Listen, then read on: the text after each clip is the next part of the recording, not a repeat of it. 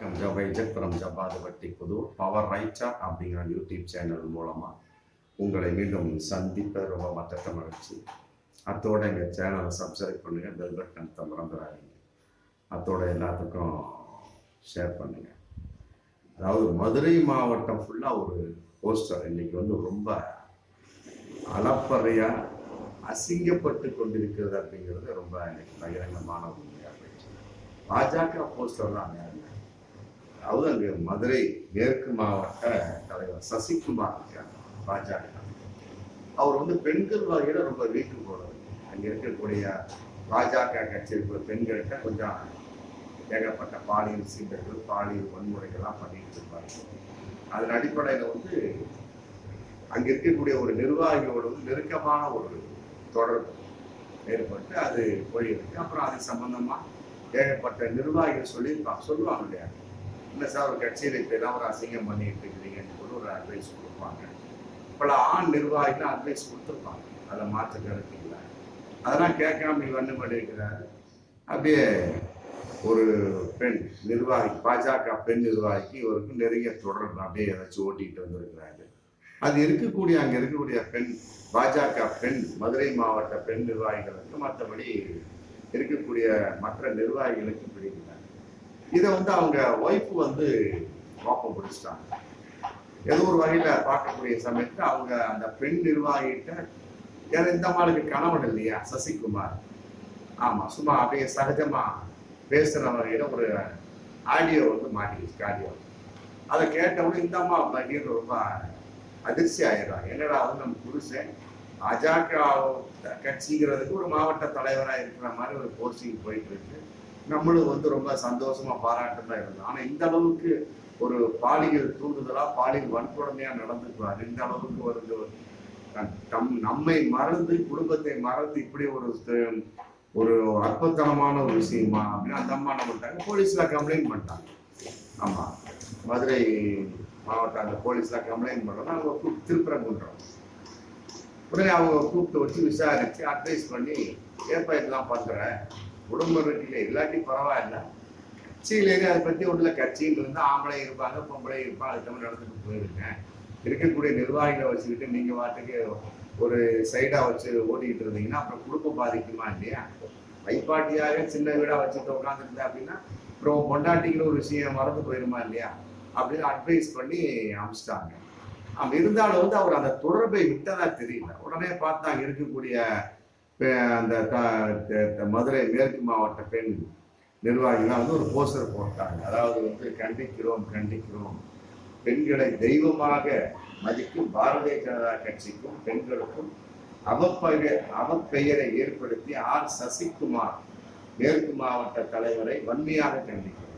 இது என்ன ஒரு விஷயம்னா, பெண்களை தெய்வமாக மதிக்கும் போட்டிருக்காங்க. பெண்களை தெய்வமாக மதிக்கும் பாரதிய ஜனதா கட்சிக்கும் பெண்களுக்கும்.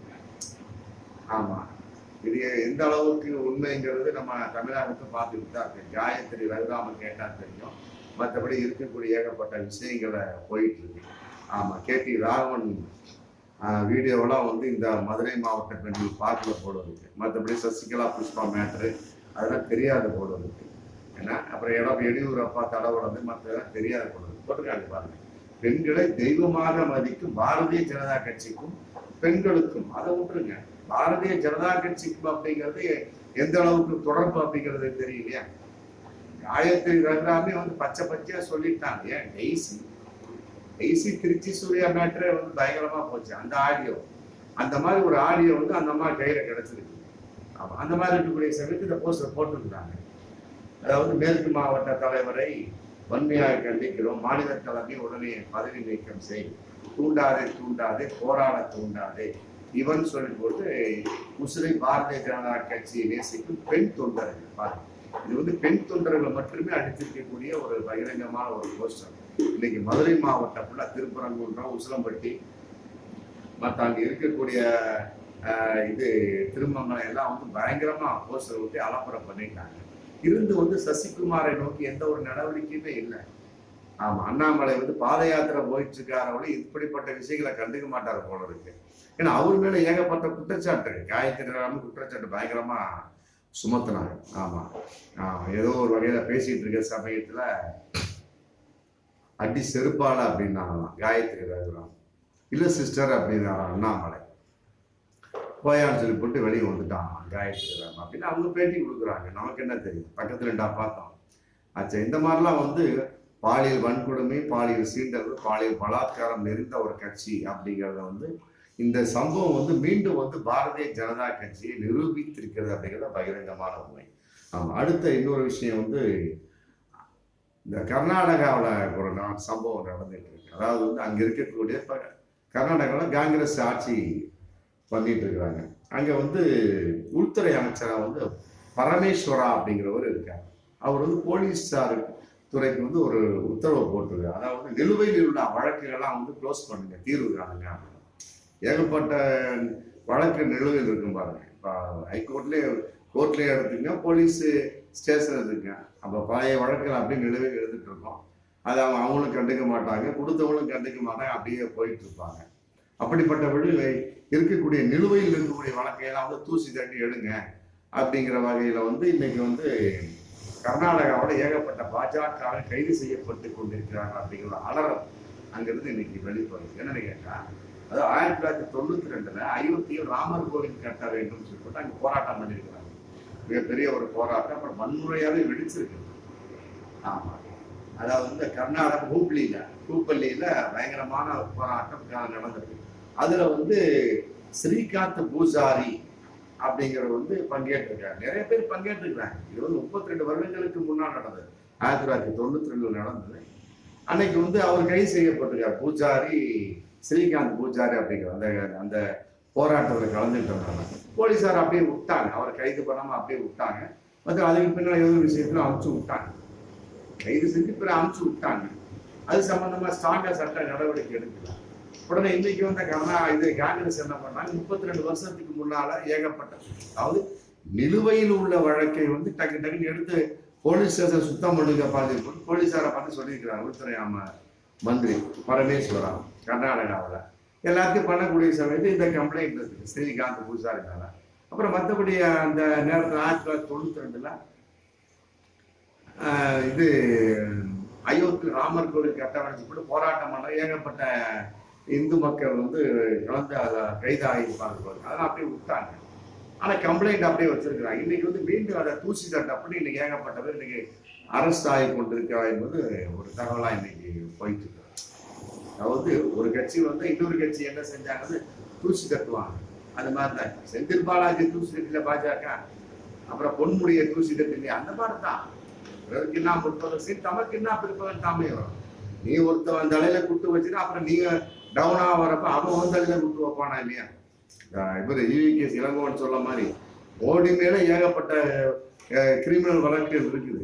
ஆமா, காங்கிரஸ் ஆட்சிக்கு வந்தா தெரியும் மோடியோட நிலைமை என்னங்கிறாரு சொல்லிட்டு ஒரு 8 மாசத்துக்கு முன்னாலே பேசினார், ஒரு பேட்டியில சொன்னார் EVKS இளங்கோவன். அது மாதிரி தான் என்ன இந்த மாதிரிலாம் வந்து இன்னைக்கு கர்நாடகாவில் ஏகப்பட்ட பாஜகவில் கைது செய்யப்பட்டு கொண்டிருக்கிறார்கள். அதாவது வந்து அந்த அயோத்தி ராமர் கோயில் கட்ட வேண்டுங்கிறது அன்னைக்கு ஏற்பட்ட கலவரத்தின் வெளிப்பாடா ஸ்டெப் எடுக்கல, நிலுவையில் உள்ளதை இன்னைக்கு எடுத்துட்டு இருக்கிறாங்க அப்படிங்கிற ஒரு தகவல் இன்னைக்கு போயிடுச்சு. அதே நேரத்தில் இன்னொரு விஷயம் அடுத்ததா பார்க்கக்கூடியது, நம்ம இப்ப பாரத பிரதமர் நம்ம மோடி வந்து இன்னைக்கு பேசியிருக்கிறாங்க. அதாவது சர்வே எடுக்கிறார், நமோ அப்படிங்கிற ஆப்பும் மூலமா சர்வே எடுக்கிறார். அதுக்குள்ள போனா ஜன்மேன் சர்வா அப்படிங்கிற ஒரு இது ஓப்பன் ஆகும். அதுல வந்து நம்முடைய கருத்துக்கள் என்ன, அதாவது இந்தியாவின் முன்னேற்றத்தை பற்றி உங்களுடைய கருத்துக்கள் என்ன அப்படின்னு சொல்லிட்டு பதிவு பண்ணுங்க. அதை வச்சு யார் யார் எந்தெந்த எம்பிக்கள் செயல்பட்டாங்க செயல்படல, அடுத்து வரக்கூடிய 2024 நாடாளுமன்ற தேர்தல் இல்லையா, சீட்டு கொடுக்கணும் இல்லையா, நீங்க ஓகே கொடுத்தீங்க அப்படின்னா அவருக்கு சீட்டு கொடுக்குறேன், இல்லையா அந்த எம்பிக்கு நான் சீட்டு கொடுக்க மாட்டோம். இந்தியாவின் முன்னேற்றம் இந்த 10 வருஷத்துல நாங்க என்னென்ன பண்ணோம், இந்தியாவில் நாங்க எந்தெந்த அளவுக்கு முன்னேற்றிருக்கோம் அப்படிங்கிறது உங்களுடைய கருத்துக்களை சொல்லுங்க அப்படின்னு ஒரு சர்வே நமோ ஆப் ஜன்மேன் சர்வா அப்படின்னு இன்னைக்கு மோடி தங்களுடைய கருத்துக்களை இந்திய அளவுக்கு கேட்டுக்க இந்திய மக்களுக்கு. முன்னேற்றக்கூடிய அளவுக்கு எந்த ஒரு கருத்தும் இல்லை, இந்தியாவை பின்னேற்றி விட்டார்கள் அப்படின்னா நம்ம கருத்துக்கள் சொல்லலாம். ஏன் நாடாளுமன்ற கலர் குண்டு தாக்குதலே வந்து எந்த ஒரு அறிக்கையும் இல்லையா, மணிப்பூர் சம்பந்தப்பட்டவை எந்த ஒரு அறிக்கையும் இல்லையா, இதெல்லாம் பின்னேற்றம் தானே. 5-6 மாசமா நடந்துகிட்டு இருக்கு, கண்டுக்காம பாஜக போயிருச்சு. திடீர்னு ஒரு நிர்வாண வீடியோ போகுது, அதை பார்த்து என் மகளே அப்படிங்கிறாரு. அப்புறம் அந்த பிரிட்ஜ் புருஷ சம்பந்தப்பட்ட 7 வீராங்கனைகளை என்னத்தை பண்ணாரு மோடி? உண்மை அவங்களுக்கு எந்த ஒரு தீர்வு கொடுக்கவே. அப்படிங்கிறப்ப இந்தியா எந்த அளவுக்கு முன்னேறி விட்டது அப்படிங்கிற நம்ம எப்படி கருத்து சொல்ல முடியும்? இந்தியா பெண்களை குறிப்பாக பின்னேறி விட்டதுன்னு சொல்லலாம். அதுல குறிப்பா ஊப்பியில பாருங்க, இன்னைக்கு ஒரு 4-5 நாளைக்கு கூட சர்வே ஒன்று போயிட்டு இருக்கு. இந்தியாவில் நடக்கக்கூடிய பாலியல் வன்முறை, பெண்களுக்கு எதிரான, தலித் மக்களுக்கு எதிரான கொடுமைகள்ல ஊப்பியில 55% நடந்துட்டு இருக்கலாம். பெண்களுக்கு எதிரான பாலியல் வன்முறை, பாலியல் விஷயங்கள் அப்படிங்கும் போது இந்தியா பின்னேறி கொண்டிருக்கிறது. ஊப்பிங்கிறதுல அவங்க பாஜக ஆட்சி பண்ணிட்டு இருக்கிறாங்க. அதே மாதிரி இஸ்லாமிய சம்பந்தப்பட்ட கொடுமை இந்த 10 வருஷம் மோசம் இல்லை. இஸ்லாமியர்கள் வெளியே போக முடியல, ஒரு வாங்கு சொல்ல முடியலைங்க. அவங்க தன்னுடைய தொழுகைக்கு அழைக்கிறதுக்கு வாங்கு சொல்ல முடியல. மற்றபடி ஊபி போன்ற வட இந்தியா மாநிலங்கள் மாட்டுக்கறி திங்க முடியும். மாட்டுக்கறி இஸ்லாமியர்கள் கிறிஸ்தவர்கள் மாட்டுக்கறி திங்க முடியல, அந்த அளவுக்கு இருந்துட்டு. அப்படிங்கும்போது இந்தியாவோட முன்னேற்றத்தை பத்தி எப்படி நம்ம சொல்ல முடியும்? இந்தியா பின்னேற்றமாகி விட்டது அப்படிங்கிறது இந்த 10 வருஷமா கன்ஃபார்மா சொல்ல முடியும். அதே குடியுரிமை திருத்த சட்டம் திருப்பி இப்ப கொண்டு வர போறாங்க மார்ச்ல. அதுல எல்லா பேரையும் சேர்த்திருக்கிறாங்க. இந்து, பார்சி இன மக்கள், சீக்கிய மக்கள், மற்றபடி கிறிஸ்துவ மக்கள், மற்ற புத்த இனமெல்லாம் சேர்த்திருக்காங்க. ஆனா இஸ்லாமியர்கள் சேர்த்தவே இல்லை. எதுக்காக சேர்த்தல அப்படிங்கிற பகிரங்கமான ஒரு கேள்வி இருக்கு இல்லையா? இந்த 2024 நாடாளுமன்றத்துக்குள்ள நாங்க குடியுரிமை திருத்த சட்டத்தை தாக்கல் செய்து சட்டமாக்குவோம் அப்படின்னு அந்த அஜித் மிஸ்ரான்னு நினைக்கிறேன், அவரு கொடுத்துருக்கிறாரு. ரெடி ஆயிட்டு இருக்கு அப்படிங்கிற மாதிரி சொல்லிட்டு, அது இஸ்லாமிய இருக்கிற பேரை சேர்த்துங்க. எல்லாருக்கும் குடியுரிமை வழங்குறீங்க, இஸ்லாமியர்கள் மட்டும் ஏன் குடியுரிமையை வழங்க மறுக்கிறீங்க நீங்க? அப்ப உங்களுடைய நிலைப்பாடு என்ன? அப்ப இஸ்லாமிய சந்தேகப்படுறானா இல்லையா? அப்படிங்கும்போது இந்தியா முன்னேறி விட்டதாக நீங்க எப்படி சொல்றீங்க? இந்தியா 10 வருஷம் பின்னேறி விட்டது. அதான் பகிரங்கமான ஒண்ணு. அதே பொது சிவில் சட்டம் எதிராக கொண்டு வர ஆசைப்படுறீங்க. இந்தியர்கள் குறிப்பா இஸ்லாமியர்கள் எவ்வளவு கஷ்டப்பட போறாங்க அப்படிங்கிற பகிரங்கமா இருக்கு. இந்து மக்களே எதிர்க்கிறாங்க. பொது சிவில் ஒரு சிவில் சட்டம் ஒரு சட்டம் போயிட்டு இருக்கு, அம்பேத்கர் போட்ட சட்டம் போயிட்டு இருக்கு. ஆமா, அது போட்ட பொது சிவில் சட்டத்தை போட்டு நீங்க இருக்கக்கூடிய சாதி பிரிவுக்குள்ளேயே மத பிரிவுல சண்டையை உற்பத்தி பண்ண போறீங்க. அவங்களுக்கு நிம்மதி இல்லாத போக்கு வரத்தான போகுது. அதே மாதிரி ஒரே நாடு, ஒரே தேர்தல், ஒரே நாடு, ஒரே ரேஷன் கார்டு, ஒரே நாடு, அப்புறம் போட்டீங்கன்னா அப்புறம் ஒரே மதம், அப்புறம் ஒரே மொழி, அப்புறம் ஒரே மாதிரி ஒரே போட்டீங்கன்னா அப்புறம் அடுத்தவருடைய கருத்துக்களை நீங்க எதுக்கு புகுறீங்க? இதெல்லாம் போடக்கூடிய சொல்லி இந்தியா எங்க முன்னேறப்போம்? இந்தியா பின்னேறி விட்டது இந்த 10 வருஷமா அப்படிதான் சொல்ல முடியும். அதே உங்க கட்சிக்காக ஏகப்பட்ட பேர் நிறைய தவறு நிறைய பண்ணிட்டு இருக்காங்க. அதையும் கொஞ்சம் கவனிங்க. ஏகப்பட்ட தமிழ்நாட்டில் ஏகப்பட்ட பாலியல் வன்கொடுமைகள், பாலியல் சீண்டல்கள், அவதூறு, மோசடி, 420 கேசஸ் ஏகப்பட்டது. ஆமா, பயங்கரமா போயிடும். உங்க கட்சிக்காரங்க முதல்ல சீர்திருத்தம் பண்ணுங்க. அதே 15 லட்சம் ஒரு அக்கௌண்ட்ல போடுறதா சொல்றீங்க. கருப்பு பணத்தை ஒழித்து விடுங்க அப்படின்னீங்க. ஆமா, இன்னைக்கு வரைக்கும் ஒழிக்கவே இல்லை. ஒழிச்ச மாதிரி எதுக்கு 2000 நீங்க ஒழிக்கிறீங்க? 2000 ரூபாய் நோட்டை விட்டது நீங்க தான், கியூல நிக்க வச்சது நீங்க தான். அப்புறம் 2000 நோட்டு வாபஸ் பெறப்படுது அறிவிக்கிறது நீங்க. எதுக்காக நீங்க அப்ப போட்டீங்க? அப்ப நீங்க எங்க கருப்பு பணத்தை ஒழிச்சீங்க? 2000 ரூபாய் நோட்டு, 5000 ரூபாய் நோட்டு, 10,000 அதிக மதிப்புள்ள நோட்டு. உங்க ஆச்சு 2000 நோட்டை போட்டீங்க. Right, okay. உண்மையில கருப்பு பணம் ஒழிக்கப்பட்டிருந்த 2000 நிறுத்த வேண்டிய அவசியம் என்ன? இல்லையா? அப்புறம் எங்க இந்தியா முன்னேறிட்டு கிடையாது. இந்தியா உங்களுடைய 10 ஆண்டு காலத்துல இந்தியா பின்னேறி விட்டது அப்படின்னு சொல்ல முடியும்.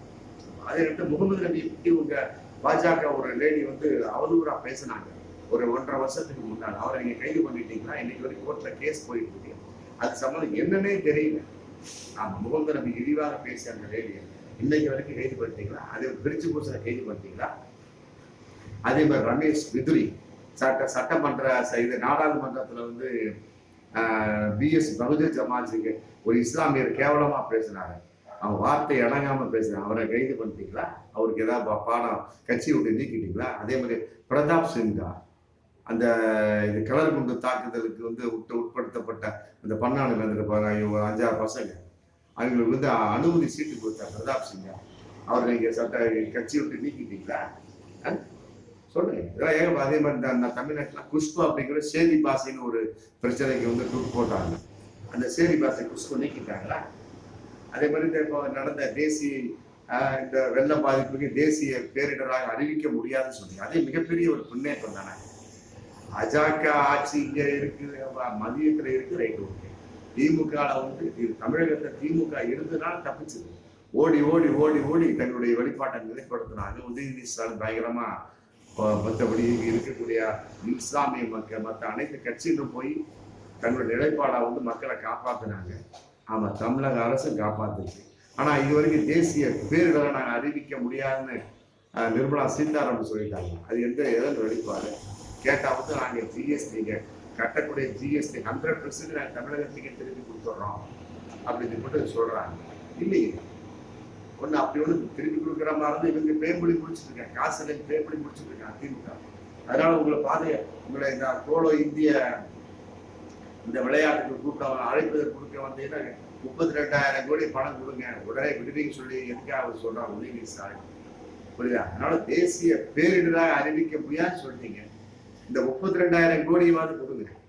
அப்பதான் வந்து தமிழ்நாட்டில் ஏற்கப்பட்ட அந்த உடஞ்சு போன ரோடை போட முடியும், இடிஞ்சு போன பாலத்தை போட முடியும், மற்ற ஏகப்பட்ட விஷயங்களை பார்க்க முடியும். ஆமா, இதெல்லாம் கொடுத்தா தான் வந்து இந்தியா வந்து முன்னேறி கொண்டிருக்கிறதா நம்ம ஒரு கருத்து சொல்ல முடியும். உங்களுடைய ஜன் மேன் சர்வேல இல்லாட்டி இந்தியா பின்னோக்கி கொண்டிருக்கிறது தான் கருத்து சொல்ல முடியும்.